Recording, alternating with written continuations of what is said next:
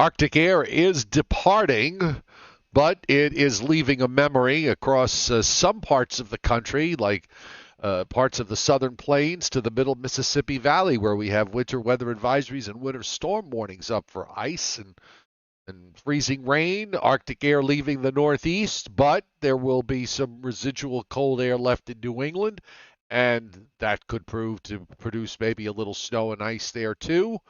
We'll have the whole outlook for this week ahead as winter takes a bit of a break, with those exceptions. Right here on tonight's Joe and Joe Weather Show podcast, which is brought to you by Tempest by WeatherFlow. Get the revolutionary Tempest weather system. Join the fastest growing observing weather network on the planet. The link is on the descriptor to this podcast. Yes, there we are, the Joe and Joe Weather Show podcast. So use the coupon code if you make any purchases of winter 2324, because if you do, you will get 10% off on this Sunday and any Sunday, and in fact, all the other rest of the days of the week. I have to tell you, quite honestly, that it must be because I'm getting older, because cold is getting to be more and more difficult to take, especially up here in the mountains of North Georgia. I will review for you the low temperatures that I have experienced this week. Okay, starting with the 16th, which was this past Tuesday, 12.7. Wednesday, 7 even. Thursday, 12.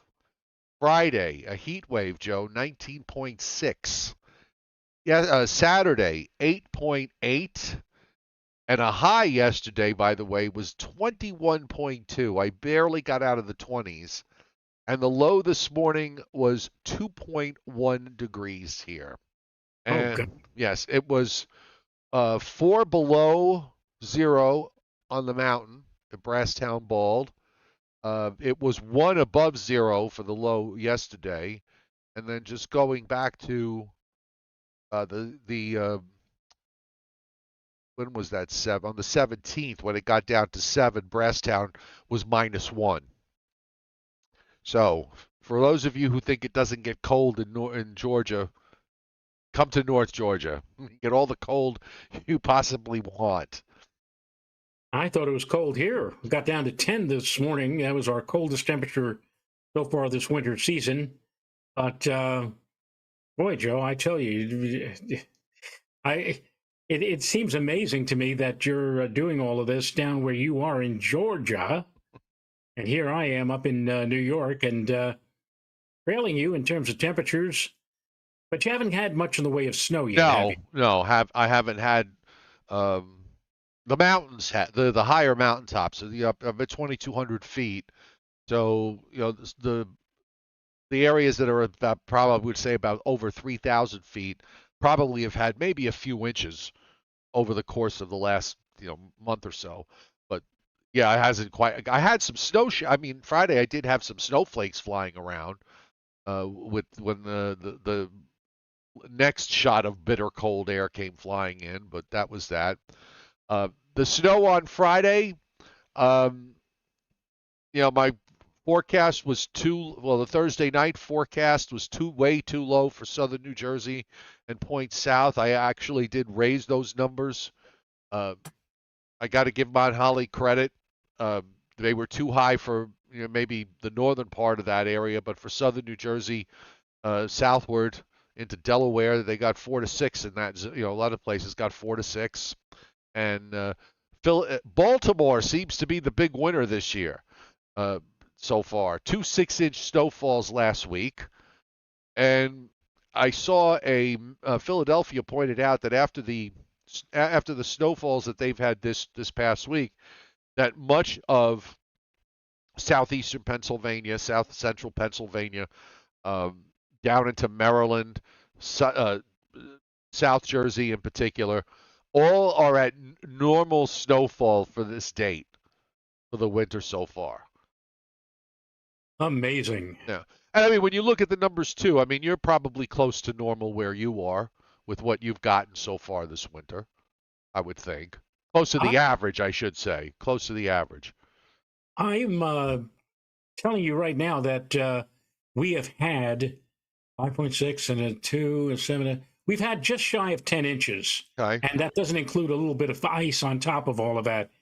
I'm not sure exactly. I think actually I'm a little bit behind where I should be, but at least we do have snow. And I think somebody on the chat board just indicated that Central Park has something like 2 inches. Right. That the county surrounding New York City, Long Island, they're below. They're the relatively speaking, they're the boilerplate this year so far. Ah, But well, yeah, that's, but still a lot of winter left. So I'm sure that we're going to at least surpass last year. I Uh, well, you don't have to get much to get over, to get over last year. So you've already probably surpassed last year where you are. um, Close. see, we had 11.9 inches on March 14th. All right. So And we did have a couple of other storms that dropped maybe 3 inches or 4 inches here and there. right. I only used my snowblower last year twice, Joe, and over 3 times actually. I've already used it twice this year, so All right. One more to go. one more to go. Yeah. Welcome, everybody on the chat board tonight to the Sunday Night Joe and Joe Weather Show podcast. If I sound a little subdued, it's because the cold has really sucked the life out of me. And welcome to those of you who are not on the chat board but watching in the background. We are appreciative of having you here. Subscribe to my YouTube channel so you don't miss the Joe and Joe Weather Show podcast, which is on Sunday through Thursday at 7:35 p.m. Off days are Friday and Saturday, unless there's a storm around, in which case we will let you know. And the chairman, Scott Briller, hits super chat tonight to start things off on the tip jar. Thank you to Scott. Saying hi to the weather family, and Mother Briller doing well, doing better. We're glad to hear that, and we got Briller Jeopardy tonight at the end of the show coming back. With all the Yeah. storminess of And the how long? last couple of weeks, it's been a Yeah. couple of weeks because we were Yeah. dealing with those big Great Lakes storms. Then we had a couple of days off. Then we had to deal with all of last week, and now things have somewhat settled down. Although I don't know what you were thinking about later Tuesday night into Wednesday. I'm thinking, some places inland, the north and west of the coast, might get a little, either a little bit of snow or a little bit of sleet, maybe some freezing rain. Uh, the cold air is pulling out, but this is one of those deals where it's not.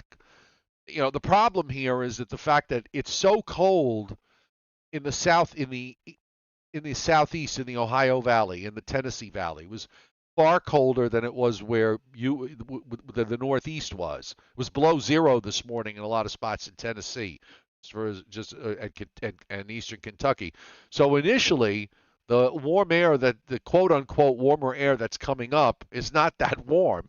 So it's going to take a while for the atmosphere in the southeast and in the Ohio Valley and the Tennessee Valley to warm up. So that sort of delays. You'll see temperatures go up, but they're not going to fly up. And I think that kind of sets up maybe for a chance for a little wintry precipitation in inland spots. Not a lot, but something Tuesday Uh, night into Wednesday. my Facebook forecast for Tuesday, Joe, for the lower Hudson Valley now. Facebook forecast calling for Tuesday cloudy skies, spotty light rain, chiefly during the afternoon. And then during that time frame, possibly mixed at times with pellets of ice and sleet. And I only went for a high on Tuesday of 35 to 38. You're waiting for the mild temperatures. I think you're going to have to wait until later in the week. I agree with you. Maybe by Thursday, I've got a high of 47. And Friday, there you go. Double nickels, 55. But Yeah. again, that's Friday. That's still 5 days off. So it ain't going to warm up very quickly. Although tomorrow with sunshine, I think the temperature will get up to about 35. And let me tell you something, 35 is going to feel like a return of spring here as compared to what we've been dealt over this past week. Here in Putnam Valley, the last time we saw temperatures above freezing was Sunday afternoon last week. We have been below freezing constantly right on through that time frame and hopefully we'll be able to get above the freezing mark during the day tomorrow. Yeah, it has. It definitely has been a while. The problem with the forecast all this week is going to be the the highs that are coming down into eastern Canada, and how strong are they or aren't they?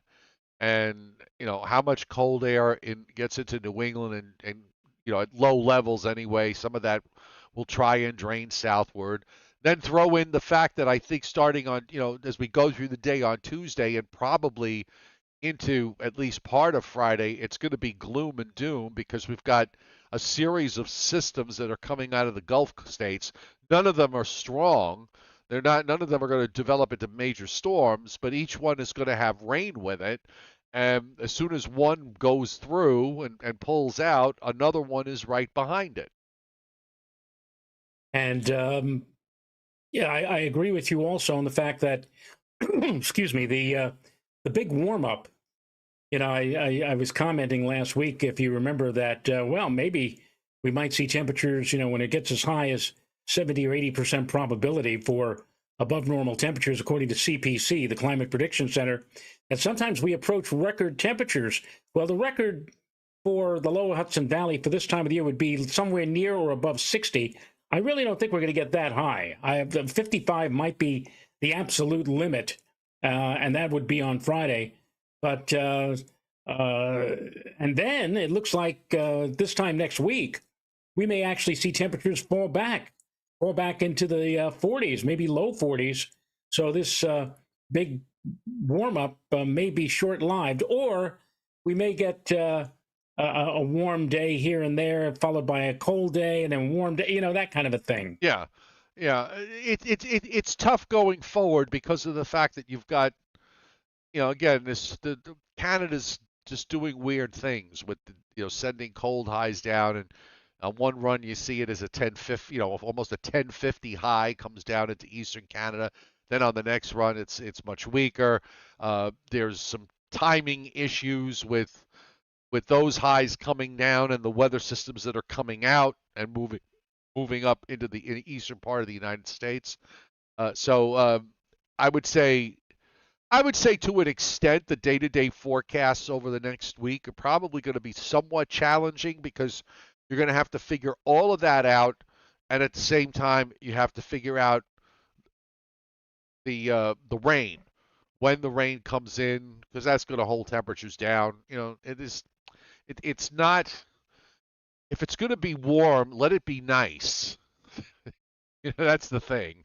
Right. Because when it's not, then it's like you know it's miserable when it's miserable and it's damp and it's in the 40s or something along those lines. It always tends to feel worse than it actually is. So unfortunately, it's not going to come with nice weather, it seems. It's you can't have everything, Joe. No, or in some cases you can't even have anything. We're not allowed to have good things, Joe, Well, as they say. hey, it. I watch the national news tonight and talk about like frigid temperatures. Oh, and the whole country is under. And I'm saying to myself, it's cold out there, yes, but you and I grew up during times where this would have been nothing compared to bitter cold. I mean, I could remember many a day in New York where the temperatures didn't get out of the single digits for a high temperature. And I mean, at least New York was in the 20s today. But, maybe it's just we're getting accustomed to this now, that the frigid air of decades ago just simply doesn't cut it today. Well, if you don't have the right pattern set up, you're not going to get it. And I mean, you have to really go back to 2015, the winter of 2014, 2015, where you had, basically 6 weeks of nonstop cold from more than that, 8 weeks. It was like from the end of January, from the last 10 days of January through the last days of March, or the winter before that, 13, 14, which was basically cold and snowy from December right through March. I remember that year. The thing that stuck out to me about that particular year was that we had snow cover on the ground pretty much from the beginning of December all the way until the day before the first day of spring. So I think that was the winter where we never took the reindeer off the front lawn. it could I think be. we we we have these Christmas decorations, and one of the things we do is we have reindeer, and we put them into the ground, into the lawn with spikes.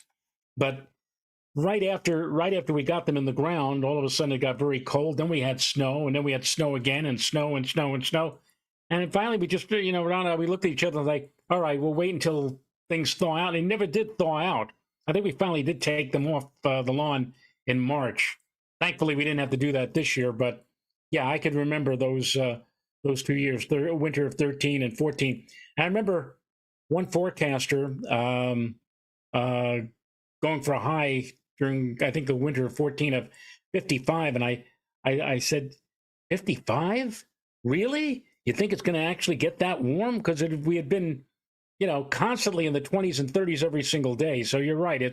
It's been a while. When you don't go through that, you forget about it for a while. But yeah, it hadn't been that long. But I'm talking about when you and I, growing up in the Bronx, for example, we had some winters where, my God, you know, 8 degrees, 10 degrees, 12 degrees for a high temperature But on a regular basis. but And those were those in those 70s and 80s and 90s much of the time. I mean, you know, much of the time it was not like that. yeah, Especially I could remember in the late 80s and 90s, early 90s, where uh, January, February, and March were just like, real blowtorches. But that's yeah. Everybody seems to think that somehow it snowed and it was these idyllic winters, if you want to call it that. I mean, I don't know why you would want the bitter cold, especially the way I burned through propane the last week to heat my house.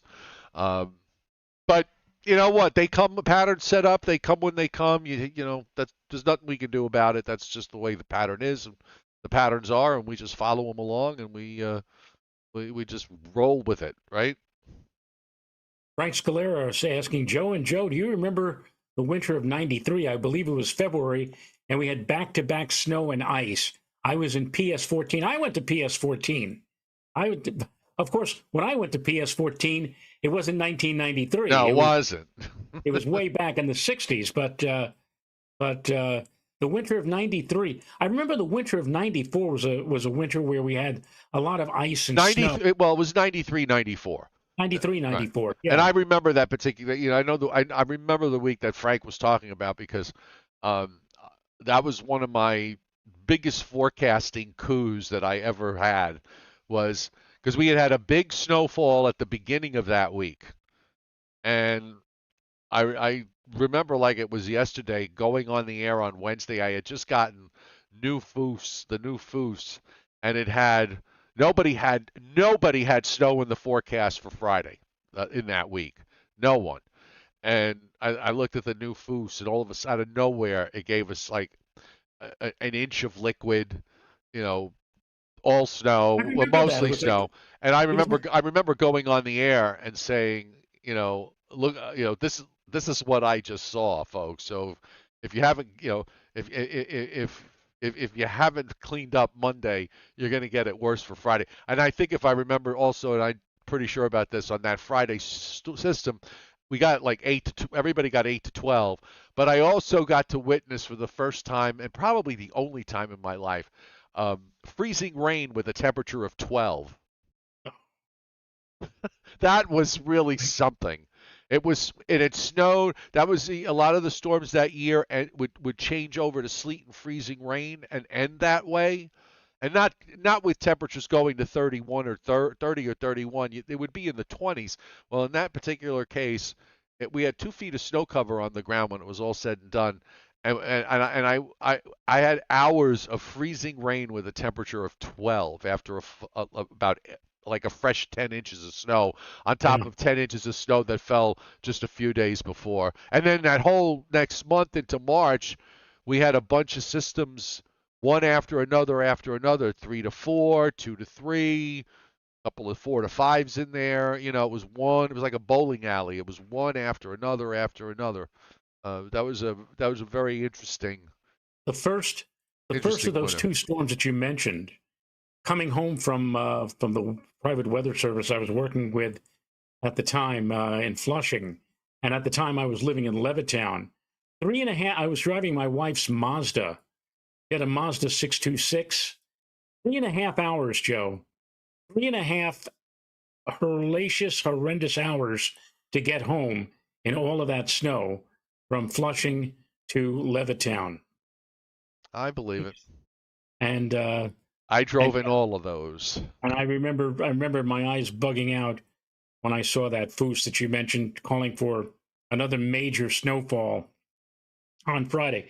I mean, basically, it was like getting a 2 foot snowfall, except 1 foot came, one day, and then a couple of days later, you got like a couple of day break between that and the next atrocity that came along, and that one finished out the week on Friday. Yep, it certainly did.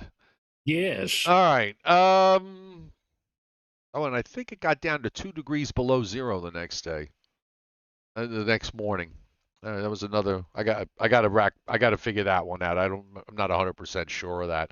All right, let's get rolling here weather-wise, and we've got the residual Arctic air is hanging on in the Ohio Valley and it's sort of wedging back westward in a way into the Mississippi Valley and the Southern Plains. So we have a fairly wide area of winter weather advisories.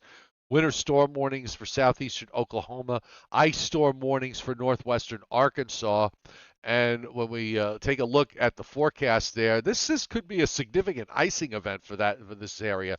They're going for a pretty large area of geography of 1/4 of an inch of ice accretion, and that's not a low amount, folks.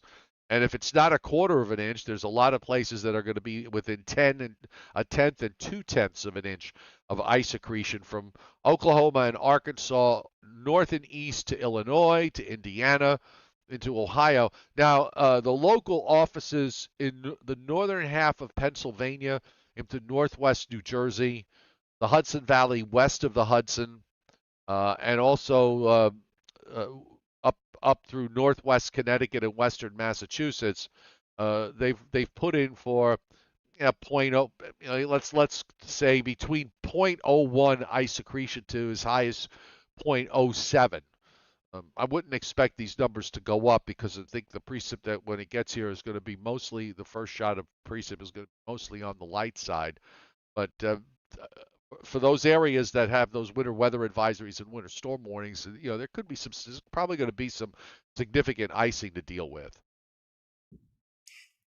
Ice is terrible. And I would gladly deal with 6 or 8 inches of snow as opposed to ice. But of course, what we're talking about is not here in the immediate tri state area, thank God. But again, we're talking about the nation's midsection, which is really going to get hit hard with all of this the next 24 to 48 hours. And in the northeast, looks like it's mostly north of Route 84. We're looking at anywhere from a coating on the southern flank to maybe a few inches as you go north into central and northern New England. 1 to 2 inches across Maine, a couple of inches in upstate New York, some higher amounts on the east shores of Lake Ontario. Again, this would be for later Tuesday night into early Wednesday. Also showing some snow amounts up in Wisconsin and northern Illinois, but mostly a coating to an inch. Slightly higher amounts across southern Michigan. You got bands of 2 to 4 and maybe some 3 to 5 inch bands there, and then lesser amounts as you go to the north. So again, in some ways, whenever there's ice involved, that's always a big deal because it makes traveling an absolute hell. But it's not something that is going to be translating itself to the northeast and to the north. You'll get some of it in there, but we're not looking at a deepening, some sort of intensifying storm here. This is rather, let's call it a messy pattern. Because the energy is all over the place. And on the satellite loop, you can kind of see it that way in the west already because you've got Gulf moisture building, but there's no real organized subtropical jet, which is something we've seen quite a bit of in the last 2 months.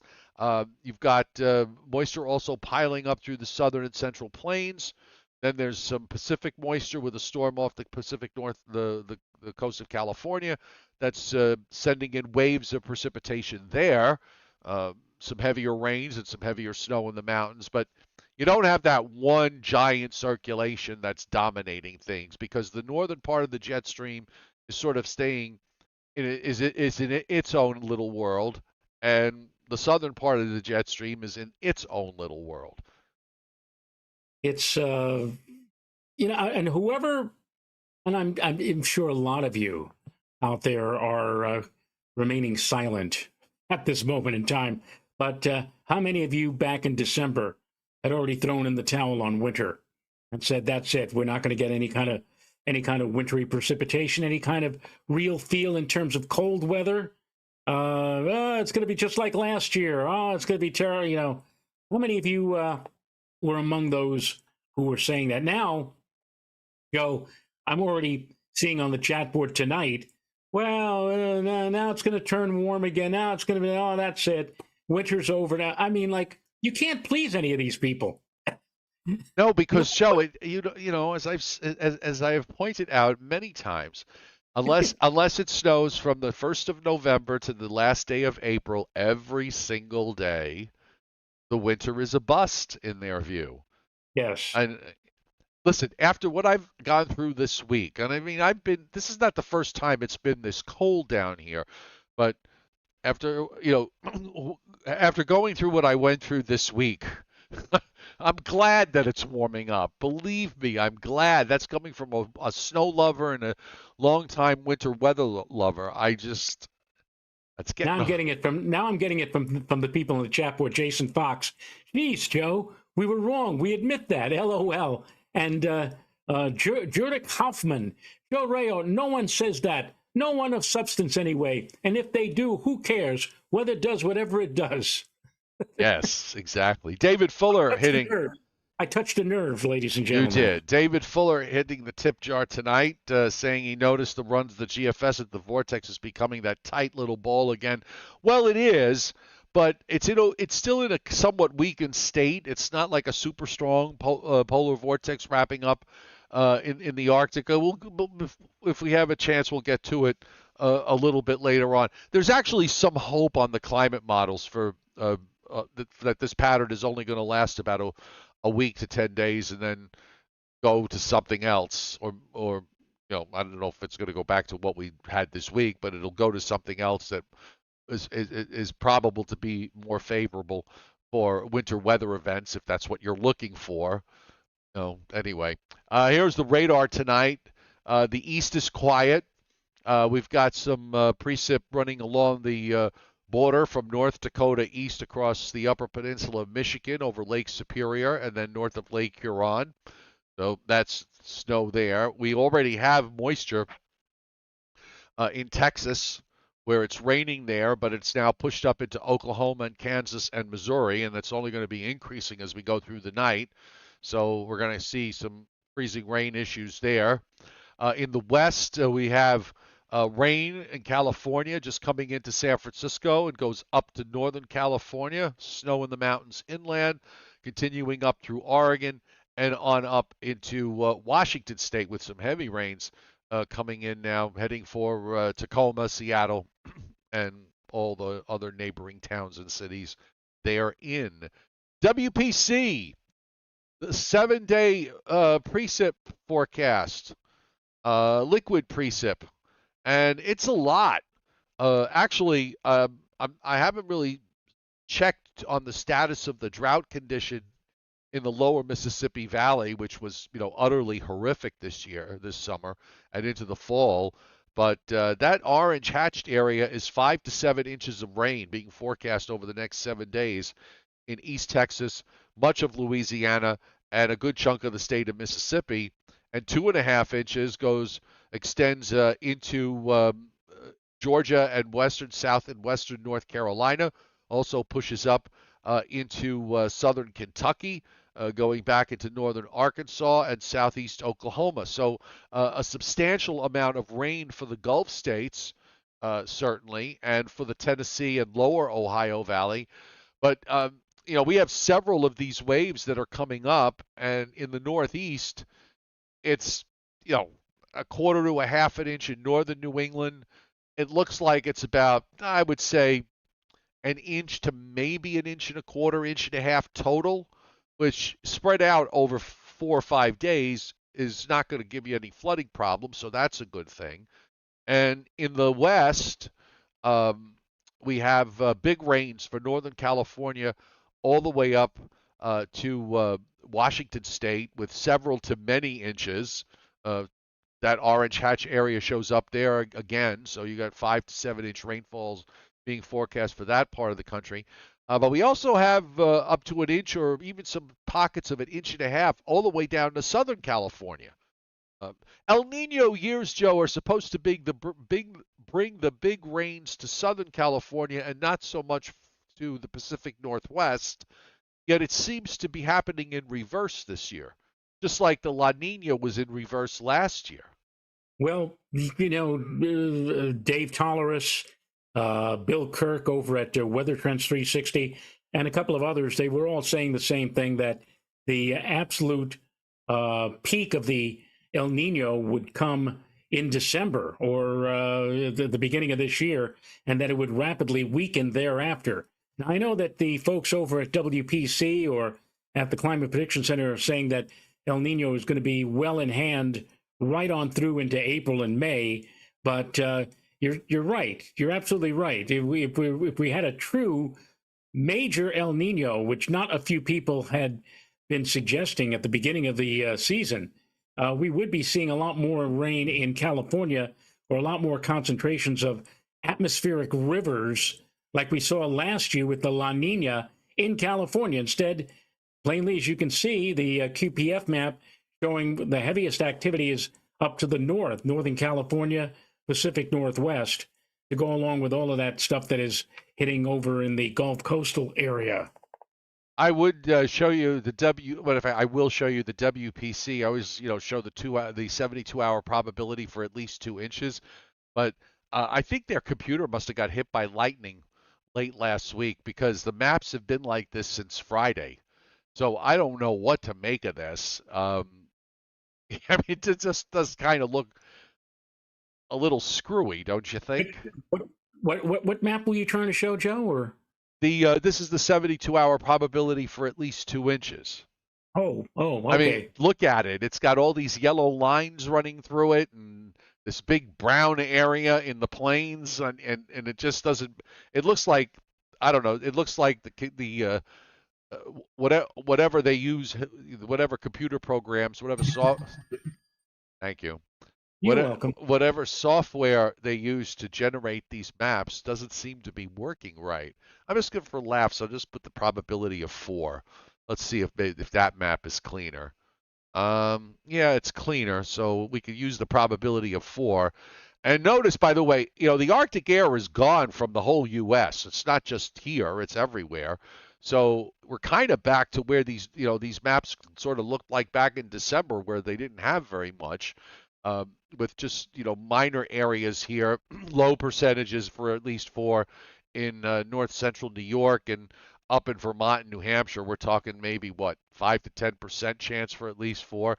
And even in the West with all that rain, yeah, in the Sierra Nevadas and yeah, in the northern part of the Cascades, but um, they're not getting widespread snow. So if there's nobody to really be jealous of, because and also, by the way, I saw a tweet from Dr. Judah Cohen pointing out that we went from um, December, which had one of the lowest snow covers across the United States. I think it was in the top 5 or something.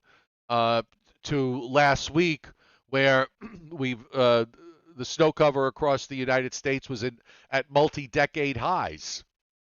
So just go figure. And yet at the same time, I know there are pockets of you who live in areas in the Northeast that didn't get very much snow. Either you were on the coast or you were too far north for the system on Friday.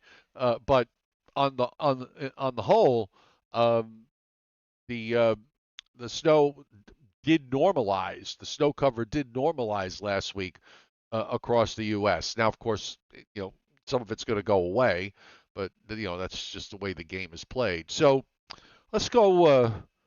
And by the way, going along with what you had just mentioned on Dr. Cohen's X or tweet, and whatever you're calling it now, he says, talk about a turnaround or reversal of fortunes. North American snow cover goes from record low to decadal highs Right. just a couple of weeks, thanks to the vagaries and whims of the polar vortex. But you know what they say: what goes up must come down. Yes, indeed. So, well, you know what? Since we brought the subject has been brought up tonight. Let's bring up Les Vortex Polar and take a look. And the polar vortex did split this week, which is uh, one of the one of the reasons why we had the kind of weather we had. Um, okay, so this is today. Did that today? Today's Sunday, the 21st. So let me just roll back a couple of days. It split and then it unsplit, and it split early last week. Now it's in the process of unsplitting, and as one vortex takes over and rotates and migrates north and east of Greenland towards Siberia. By the time we get to um, the last day of this, why is this not rolling right? Hang on a second. I'm not Technology, Joe. something. I'm not. Hang on a second. Why are you trying to fix that? I mean, let's all be realistic. We knew after a spell like what we've just gone through with the frigid air and the snow, how little of it there was for some, that a late January warming was expected. But not like what we're about to see with the roaring Pacific again. Uh, you really need to call a spade a spade. This is almost defaulting back to what we had in December. But Right. maybe this might be a winter where we're going to ebb and flow. Like one month is going to be unusually mild. Then we went to the frigid air of January, and now we're going back to the pattern we saw in December and February. But maybe that means that later February or into March, we'll go back to another round of frigid, cold, and possibly snowy conditions. We'll Well, see. the climate models I looked at today suggest that it'll come sooner than that, but the polar vortex does go from a split, which was what we had, backed up to a tight little ball, migrates towards Siberia, and while it is wrapped up like a ball, it's not a particularly strong t- tight little ball. Mhm. It's normal. A lot of times when you see a map like this, you look at those really dark blues, which are telling you that the polar vortex is very strong, below normal heights, and yeah, it's below normal heights, but the heights themselves are not all that low. So what it does from here, I couldn't begin to tell you, and I don't even know what the implications are of this overall, because you do actually even have below normal readings across North America, uh, albeit weak ones, but still, it's not a complete, wrapped up tight little ball disaster, if you want to use that word. But I will show you on the climate models, at least this is the CFS, which we all know what I have said it stands for, which is can't forecast you know what. Um, but I looked at it, uh, watching it the last few days. So on the weeklies, if I can finally get to, here we go, finally get to the weeklies. So this is the upper pattern for week 1, and that goes from January 28th to February 4th. Looks like you have a ridge in the middle, trough off both coasts. Okay. Week 2, and this is February 4th to February 11th, and this is the average position for those 7 days. Um, the ridging kind of moves up into Canada. You start seeing troughing both in the along and from Texas westward and then off the East Coast. But then February 11th on, uh, your trough is back in the east and you've got a ridge back in the west, and it's a fairly, fairly impressive troughing than it shows in the eastern part of the United States. So if the CFS has its way, and the CFS sort of called the weather for the last couple of weeks uh, back in early January on the weekly. So maybe it'll work. Maybe it'll get it right a second time, which would be almost unheard of. But the CFS does offer some hope, and I think I read somewhere the European weeklies weren't terrible either. So yeah, maybe this is going to be one of those. Well, usually you get that one pattern that locks in, but it doesn't seem to want to do that. We had the December pattern. We had to go through 2.5 to 3 weeks of grueling torture, watching it evolve and change. Um, we had the week with the two major storms that went to the Great Lakes, and then we had last week, of course, and then the Arctic air. So maybe this is going to be like every 2 weeks. The pattern's going to move to something else. I don't know. And Jason Kaplan on the chat board saying, Joe, do we look in better shape this year than we were last year for a return to cold and snow? And I'll answer that. I'll say, yeah, I would say so. Certainly, already we're in better shape than we were compared to last year. We had nothing like remotely like this. Well, yeah, I won't say remotely. We had that one day or 2 day shot around Christmas time in 2022, and then we went back to another shot of very cold weather, but only lasted for about a day or two in early February of last year. But we certainly, I think, look a lot better overall if you're a winter enthusiast now than we were last year at this time. And yes, I believe that we will go back to another round of cold and, yes, possibly snow between now and the end of meteorological winter, which will be at the end of February, or maybe we'll stretch it out to astronomical winter, which is this year on March 19th. I'm trying to get the teleconnections because there is something there you should look at. So this is first off, here's the NAO, and here's the small chart. Okay, let's go. Small chart. There we go. So here's the NAO.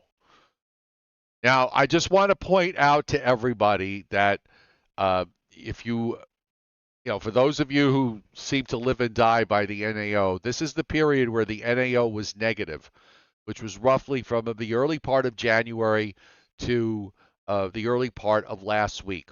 Okay?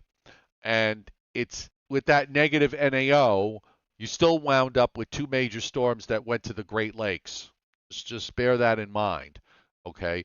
So, with that said, the NAO is forecast to go 2 standard deviations above the mean, positive, in about a week's time, but then starts to accelerate downward. It's still positive in the first couple of days of February, but it is approaching the neutral line, and all the members do that. So that's one place that you might look for some winter weather encouragement. The other I think is kind of interesting is the Arctic oscillation, which is forecast to go 3.5, almost 4 standard deviations positive in the next several days, and that explains the warm up.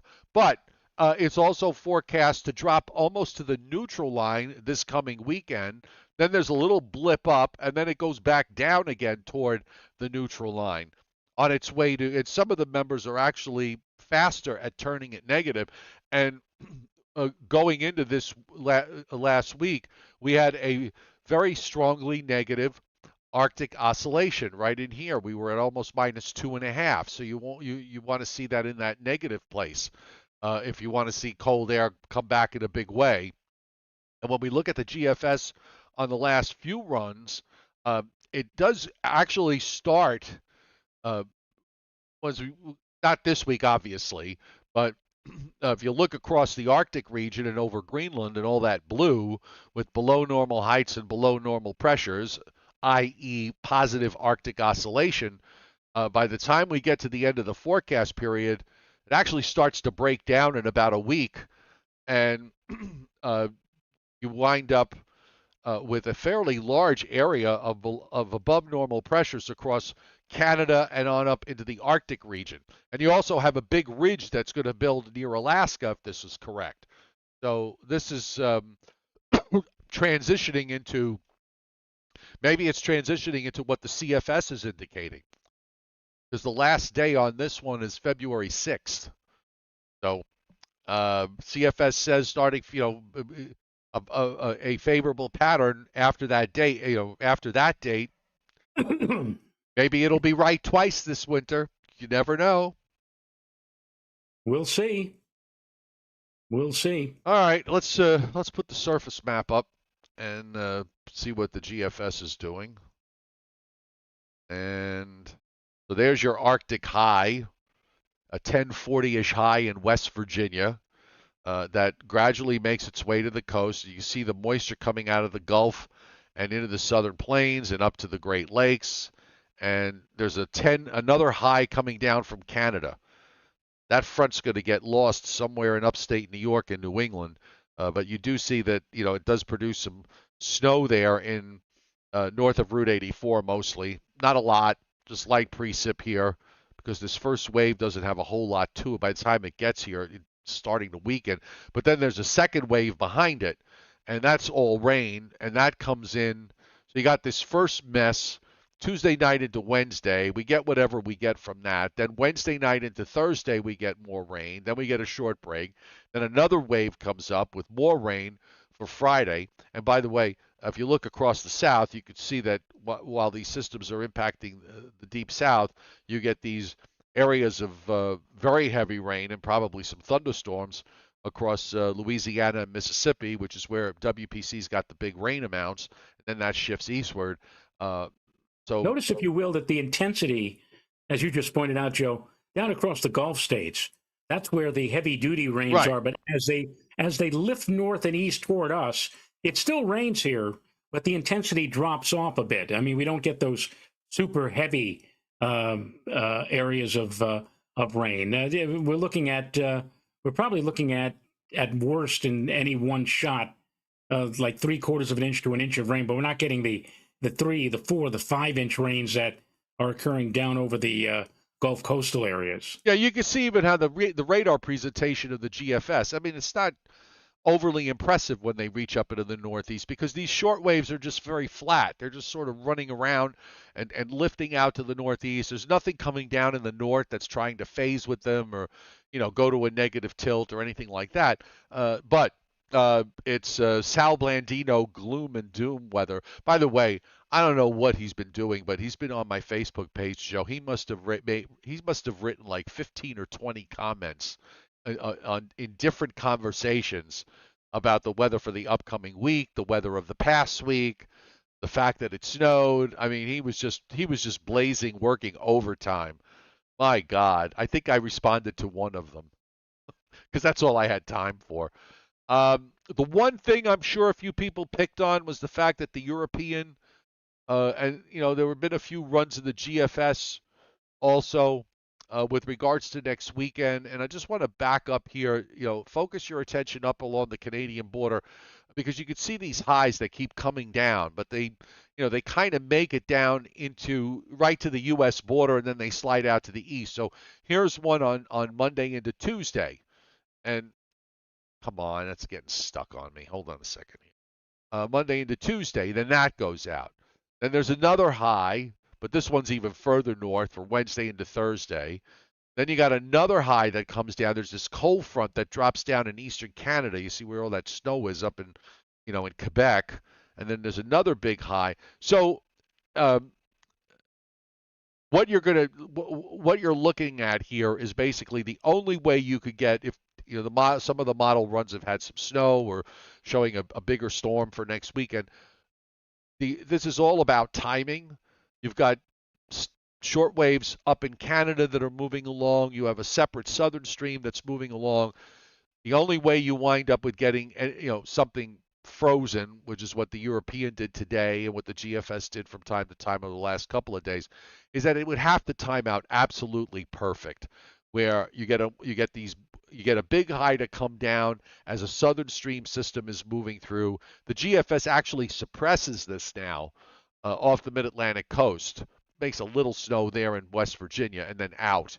And then there's another front that's behind that one with another high that comes down into the east. And this would be around February 1st. So it seems like the northeast and northern mid Atlantic states get a quick shot of cold air that goes out. And then there's another front after that. But again, there's nothing here. The only unless something times out perfectly, it's hard to envision that anything of consequence is going to happen from a snow perspective over the next week to 10 days. All right. Well, we'll play it by ear. We'll see how things go. Now, you said we are going to do Briller Jeopardy Yes, tonight? we are. I have it. Okay. I was saying to myself, who has this? I have it. Okay. The Scott sent it to me a couple of days ago, but I Okay. do have it. So, okay. So if here we go. So on Briller Jeopardy tonight, the average snowfall for the month of January. The average snowfall for the month of January for the following cities, and we will begin with Baltimore, Maryland. Average snowfall in the month of January. Oh, well, for Baltimore, I would say probably, I'll say around number 4 inches. 4 inches for Baltimore, says Joe Rayo. Carol DeCara says 5. Jimmy Z of New Jersey says 7. John Melander says 9. But Tom Fox and Adam Lowe Tom Fox and Adam Lowe nail it at 6. And oddly enough, Joe, Baltimore had 2 snowfalls this week, 6 inches from each one. So they put a foot of snow on the ground in Balmer.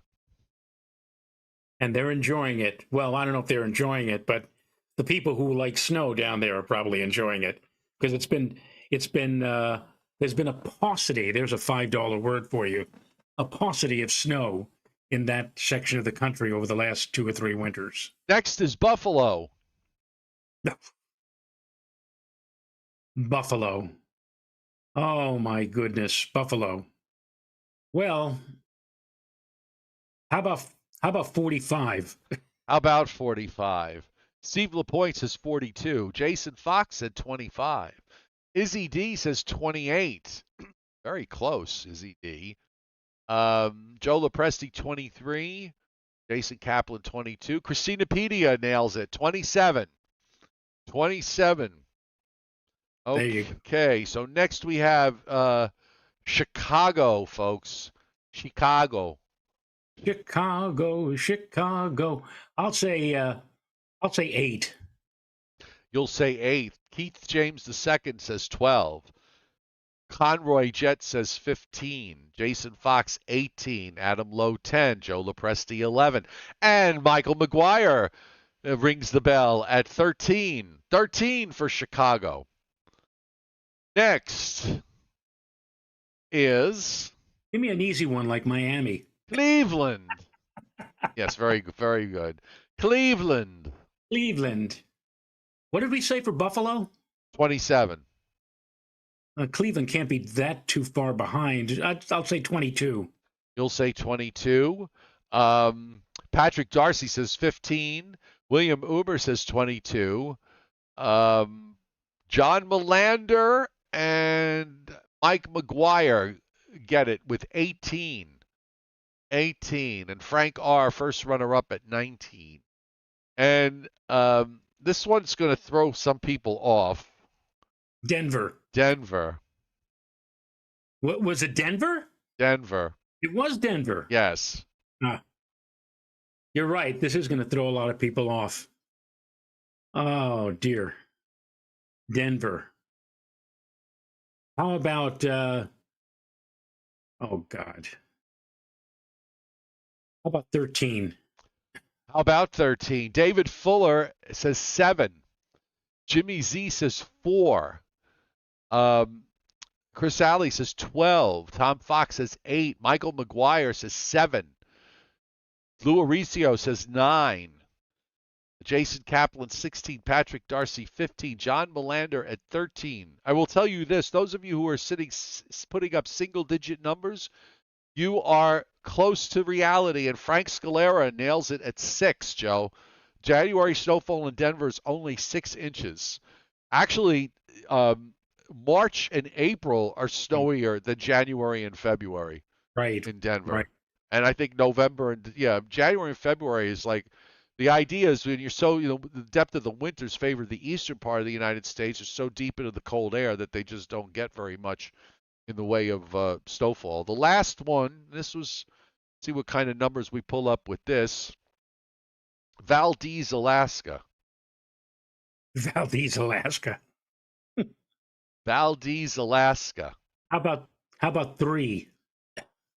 No, Joe, if this were the mountain Uh, climber game, I'm thinking in terms of cold, very cold weather, well, but Valdez is on the coast. oh, like near Juneau. Yes. Oh, Well, all I don't know right, if it's near Juneau, but it's on the coast all right. or just off the coast. Then it must be something directly opposite to that, like maybe 22. Maybe 22. Okay, so I've got all sorts of different numbers here. Lou Aritzio says 100. Rich Rothmansky, you're a little much with 289, just a smidge. Um, Lou is high, but not that high. Um, you're a little too high, but not too far. Jason Kaplan 22, Jason Fox at 30, Frank R at 14. All right, Rich Rothmansky's closing in now at 57.